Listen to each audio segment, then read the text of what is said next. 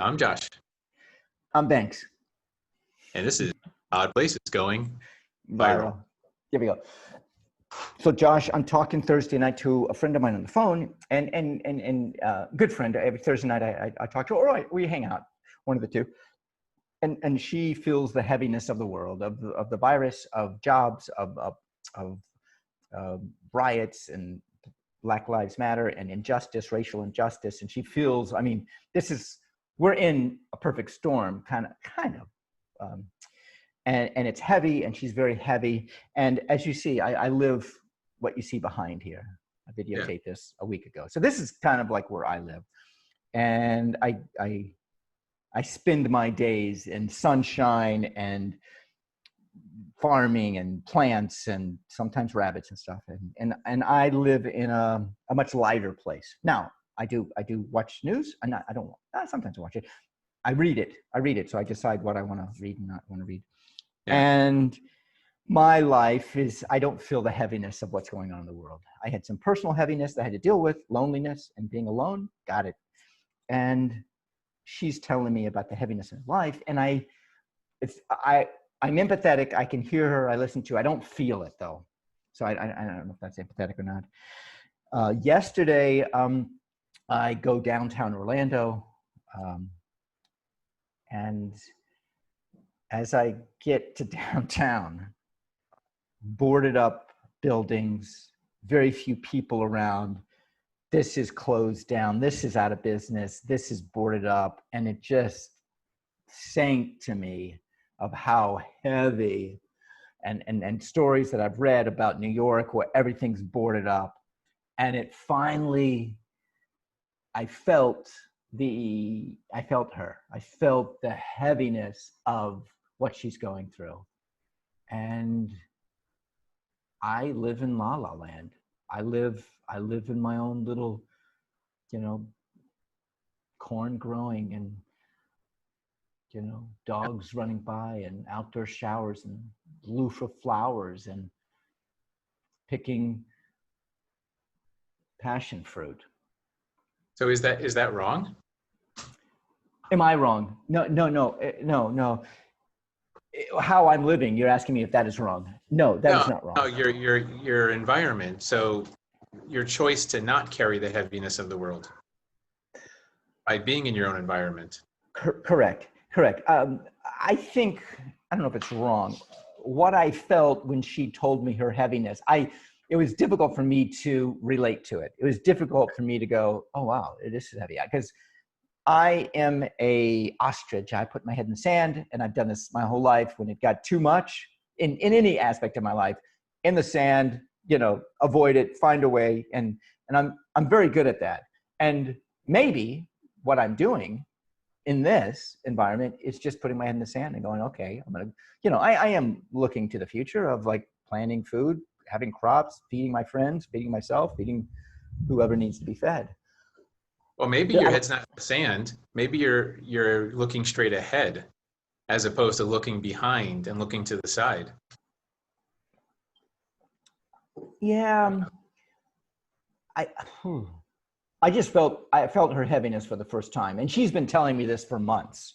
I feel heavy. I feel this. And I feel bad that she's carrying around so much heaviness. And she feels like she's got to put it on her shoulders because she can let that go also. Well, how many of us now are doing that? I mean, in the world, or let's just say in our country. In our country, I don't know if we can quantify it. I think this is a common thing. I think people are adjusting to this perfect storm that's coming up and feeling the heaviness. I don't. I mean, I have days of joy. I mean, today's a very good day. And I don't feel it. How many, away from me, how many people out there are feeling this heaviness of life, of like, I have no control. I can't, what do I do? I'm hopeless. There's probably a lot. Okay. No doubt about it. But I always go back to the same question. I always ask myself this question. Does it serve me? Does it not serve me? So when I take on a heaviness, right? When I take on a burden, I have to ask, I always ask the same question. Is this serving me in some capacity in life? If it's not, I'm dropping the burden. I'm sorry. I'm not sticking my head in the sand. I'm just going to focus on something else that is going to serve me or serve society or serve my mission, my purpose. But people drag some of this stuff around because here's the thing. It's never as bad as you think. And it's never as good as you think. The truth is always somewhere in the middle. Okay. Okay. So what do I say to her? I mean, I'm there for her. I'm talking to her. I'm with her every Thursday. We chat. We share our lives together. I'm there as a friend for her. I've created groups of people in my life that I am there for them. What do you need? What do you need? What do you need? I'm there. Can I supply it? I'm going to supply it. I'm offering. And that's what keeps me going through the day. Who needs my help today? I want to help them. My last name is Helfrich, which is in German, helpful person that helps. And I didn't know that. kind of ended up doing that. So I mean, what do I do? I mean, what do I do? It goes back to, what does she want? What does she want? I think when we start carrying burdens like this that aren't ours, that's just, you feel the heaviness of society. I think it's a distraction. It's just because there's something we're not focusing on. We tend to look around. We're not looking straight ahead. We're looking around at all the destruction and death, and which is still not as bad as we think. But what does she want? I guess what's start there. And I think most of us want it back to where it was. This transition that we're in, this changing that we're in. They want to go back. I want to go to a bar and I want to dance and I want to hang out with my friends and dance with her and dance with her and drink and laugh and eat and bump into somebody and hug. You know, we want to go back to what it was. Yeah. And that's good. That's social level, but I'm talking bigger level. Like if she were to, bigger level, mission, personal mission, like what does she want from life? What does she want to accomplish? What are the things she can focus on? Good things that she can focus on. Because when you focus on the good stuff and you're too busy doing that, you don't have time for all the crap in the world. You don't have time to look around and see death and destruction. And you don't have time for it. It doesn't fit into your life anymore. I just think she has this vacuum of true purpose of what she really wants out of life. And if she can fill that in, I think the rest goes away. All right. What about like what's going on in our lives, in our friends' lives that are just feeling heavy and hopeless? I mean, in general, I mean, how do you lift that up? In 2008 presidential candidate, all he was about was hope, and just right. He wins the election that way. You said a very important word, hopeless. That is one of the worst places a person can be, in my opinion. Because here's what hopeless truly means. Hopeless means you don't see a future. You don't see a path. It doesn't mean that you're just unhappy or sad. It means there literally is no future. That's the definition of hopeless. There's no hope. There's no possible good future. So again, it goes back to the way out of hopelessness. You have to start believing there's something better in the future. There's a purpose. There's a reason you're going through what you're going through. She doesn't, I get the impression she doesn't have that. You're right. She has no hope. So it goes back to, there's got to be something she's looking forward to.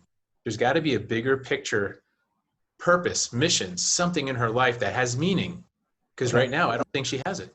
Okay. So what are you looking forward to in life? I mean, going forward?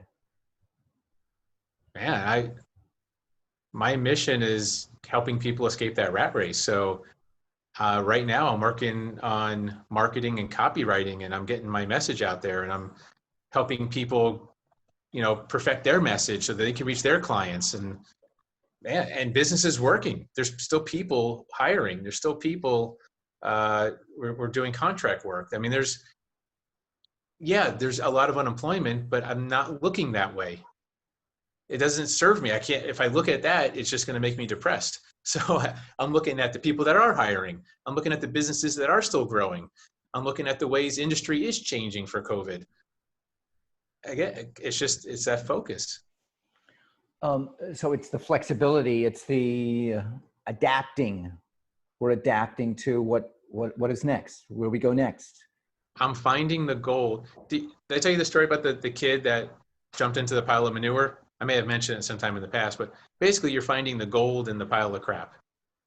That's all. Yes, I know everything looks like a pile of crap, but somewhere in there's a gold nugget. Go find it. And you're saying jump right in the crap. Ah, you froze, Josh. What, did I lose you? Oh, froze. There we go. You froze. Yeah, you did too. So we were like ice cream. So look for the nugget, the gold nugget. Yeah. Take some attitude. Look for the gold nugget. It's there. Look for the blessing in every adversity. Guess what? I'm Banks. And I'm Josh. Odd places going. Take it away, Josh. Viral, of course. Viral. Yeah.